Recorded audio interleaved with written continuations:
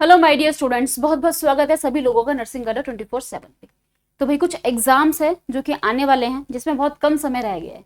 तो आखिरी कुछ दिन है आपके पास में, तो अपनी कमियों को जलाने वाला वक्त होता है। ये जो लास्ट का जो टाइम होता है एग्जाम का, जब एग्जाम जो है वो बिल्कुल आपके करीब होता है, तो ये वो समय होता है जहां पर गलतियों की बिल्कुल भी गुंजाइश नहीं है। आप कोई लूप होल्स नहीं छोड़ सकते अगर आपको सिलेक्शन चाहिए, क्योंकि छोटी सी गलती जो है वो आपके सिलेक्शन के बीच में बाधा बन सकती है, आपके सिलेक्शन को रोक सकती है। तो इस वीडियो में हम लोग डिस्कस करेंगे कि ये जो कुछ दिन आपके पास रह गए हैं, इस टाइम पर कौन कौन सी चीजें हैं, कौन कौन सी गलतियां हैं जो आपको बिल्कुल भी नहीं करनी है, कौन कौन सी चीजें हैं जो आपको इस टाइम पे फॉलो करनी है, क्या स्मार्ट स्ट्रेटेजी आपको फॉलो करनी चाहिए ताकि आपके सिलेक्शन के चांसेस जो है वो और भी ज्यादा बढ़ जाए। तो देखो क्या होता है कि कुछ बच्चे ऐसे होते हैं कि जब आप तैयारी करने बैठते हो, तो जब मतलब कोई टॉपिक पढ़ रहे हो, कुछ समझ में नहीं आ रहा, कोई चीज समझ में नहीं आ रही है, बहुत ज्यादा फ्रस्ट्रेट हो जाते हैं और उस चीज को छोड़ देते हैं। बट कुछ ऐसे होते हैं कि नहीं, वो अपने कमियों को ओवरकम करते हैं, उस चीज को जैसे भी करके समझने की कोशिश करेंगे, पढ़ने की कोशिश करेंगे, क्योंकि उनको पता है कि अगर हमें सिलेक्शन चाहिए तो हम कोई भी लूप होल नहीं छोड़ सकते। तो ये बहुत ही प्रीशियस टाइम होता है, ये जो एंड का टाइम होता है, यहाँ पर आपको स्मार्ट रिविजन करने की बहुत जरूरी है। क्योंकि सिलेक्शन सिर्फ उन लोगों का नहीं होता है जो साल साल भर पढ़ाई करते हैं, सिलेक्शन उन लोगों का होता है जो एंड टाइम पर स्मार्ट रिवीजन करते हैं, क्योंकि स्मार्ट रिवीजन आपके सिलेक्शन के चांसेस को बहुत ही ज्यादा बढ़ा देता है। तो क्या क्या चीजें हैं जो आपको अवॉइड करनी चाहिए ये जो लास्ट के कुछ दिन रह गए हैं, क्योंकि BFUHS का एग्जाम जो है उसकी डेटशीट आ चुकी है, आप देख चुके हो।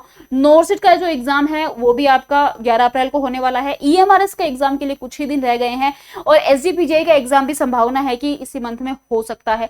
तो ये सारे वो एग्जाम हैं जो बहुत ही जल्दी आपके सामने आने वाले हैं। तो अगर आप इन एग्जाम्स की तैयारी कर रहे हो तो कौन कौन सी मिस्टेक्स है जो आपको नहीं करनी है, कौन कौन सी कमियां हैं जो आपको ओवरकम करनी है, तो भाई एंड तक इस वीडियो को जरूर देखिएगा। तो देखिए भाई, सबसे पहले तो अगर मैं बात करूं तो आपके पास लास्ट कुछ दिन रह गए हैं। ये जो लास्ट कुछ दिन है, इसमें आपका स्मार्ट रिवीजन करना बहुत ज्यादा जरूरी है। बेशक आप कितने भी दिन से तैयारी कर रहे हो, बेशक आप 6 महीने से तैयारी कर रहे हो, बेशक आप 1 साल से तैयारी कर रहे हो, चाहे कब से भी आप तैयारी करने बैठे हो, तो इन दिनों में आपकी जो है कुछ दिन रह गए हैं, तो स्मार्ट रिवीजन होना बहुत ज्यादा जरूरी है। तो क्या क्या चीजें हैं जो आपको इग्नोर करनी है भाई? PYQs सॉल्व करना मत भूलना।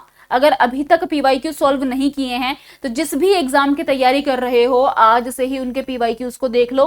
क्यों देख लो? क्योंकि भाई PYQs जब आप देखते हो तो PYQ से आपको एग्जाम का लेवल पता चलता है। PYQs सॉल्व करना बहुत ज्यादा जरूरी है। तो सबसे पहला मैंने आपको बता दिया है कि PYQs बहुत ज्यादा इंपॉर्टेंट है, क्योंकि ये आपको ये बताते हैं कि भाई एग्जाम का जो लेवल है वो कैसा आएगा और कौन से सब्जेक्ट को सबसे ज्यादा वेटेज दी जाती है। हालांकि इससे कोई फर्क नहीं पड़ता, क्योंकि जो वेटेज का सीन है एग्जाम टू एग्जाम डिफर करता है। पहले किसी सब्जेक्ट को वेटेज दी जाती थी, आजकल माइनर सब्जेक्ट को भी काफी ज्यादा वेटेज दी जाती है, लेकिन लेवल पता लग जाता है एग्जाम का। तो PYQ सॉल्व करना मत भूलना। अगर अभी तक सॉल्व नहीं किए हैं तो भाई फटाफट से जाके सॉल्व कर लीजिए। उसके अलावा शॉर्ट नोट्स बनाना मत भूलना, क्योंकि ये जो लास्ट के कुछ दिन होते हैं ना, इनमें आप बड़े बड़े नोट्स को रिवाइज नहीं कर सकते। ये वो समय होता है जहां आपने जो शॉर्ट नोट्स बनाए हैं आप उनमें से रिवाइज करते हैं।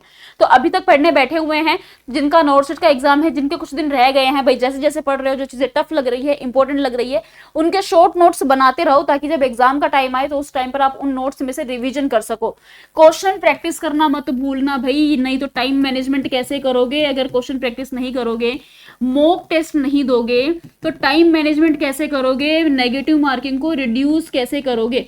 तो डेली का एक मॉक टेस्ट देना शुरू कर दो, टॉपिक वाइज क्वेश्चन प्रैक्टिस करना शुरू कर दो, ताकि एग्जाम में जब आप बैठो तो आप प्रॉपर टाइम मैनेजमेंट कर सको और नेगेटिव मार्किंग को रिड्यूस कर सको। अब वो समय है, जैसे अब BFHS का एग्जाम जो है 29 तारीख का भी होने वाला है, मार्च का, तो ये वो समय नहीं है कि अब आप बुक्स को फ्रिक्वेंटली चेंज करो, कंफ्यूज रहो कि यार इस बुक में से पढ़ू या इस बुक, ये वो समय नहीं है। ये वो समय है जो आपने पढ़ लिया है ना, बस आप उसी को बहुत अच्छे तरीके से रिवाइज कर लो, ताकि उसमें से जो टॉपिक, जो क्वेश्चन आपके एग्जाम में आए तो आप उसको छोड़ के ना हो।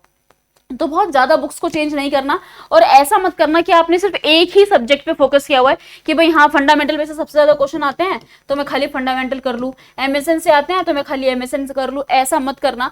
सभी सब्जेक्ट इंपॉर्टेंट है, किसी भी सब्जेक्ट से क्वेश्चन आ सकता है एग्जाम के अंदर। आजकल ऐसा हो गया है कि एक ही सब्जेक्ट को काफी ज्यादा वेटेज दी जाती है। वो कोई भी हो सकता है, वो MSN भी हो सकता है, वो FN भी हो सकता है, वो कम्युनिटी भी हो सकता है।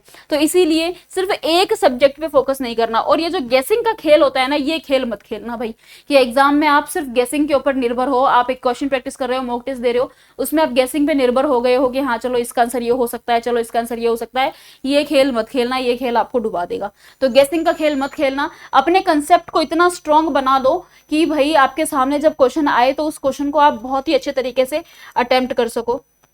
तो इतना स्ट्रांग जो है आपका कंसेप्ट जो है वो आपके इतने स्ट्रांग होने चाहिए।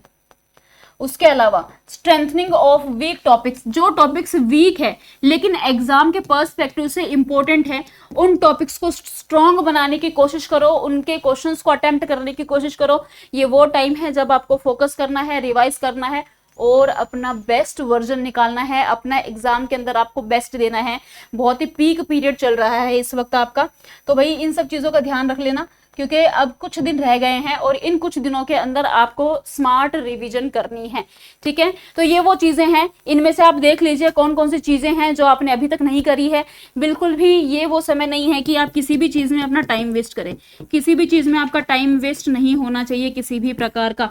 पूरा के पूरा फोकस जो है इस वक्त आपका तैयारी पे होना चाहिए। जितना पढ़ा है अच्छे से उसका रिविजन कर लो ताकि एग्जाम में क्वेश्चन आए तो अटेम्प्ट कर सको। नए टॉपिक्स अगर उठाओगे तो ध्यान रखना कहीं पुराने टॉपिक्स को भूल ना जाओ। इसीलिए जो पढ़ा है उसको अच्छे से रिवाइज कर लो कि भाई उसमें से आप कुछ भी ना भूलो।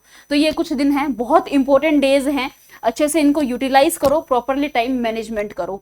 सिलेक्शन जरूर होता है अगर आप सही स्ट्रेटेजी के साथ में तैयारी करते हो। सिर्फ रटने से कुछ नहीं होता है, क्वेश्चन प्रैक्टिस करना इक्वली इंपॉर्टेंट है, रिवीजन करना इक्वली इंपॉर्टेंट है।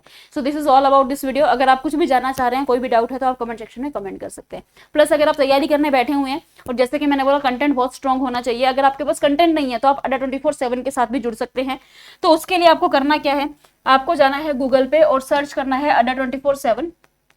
सबसे ऊपर वाली वेबसाइट पे क्लिक करना है, ऑल कोर्सेज पर जाना है और नर्सिंग पे जाना है। यहाँ पर आपको सारे बैचेस शो हो जाएंगे। अगर आप नोटसेट की तैयारी कर रहे हो तो नोटसेट के लिए अचीवर्स बैच अवेलेबल है।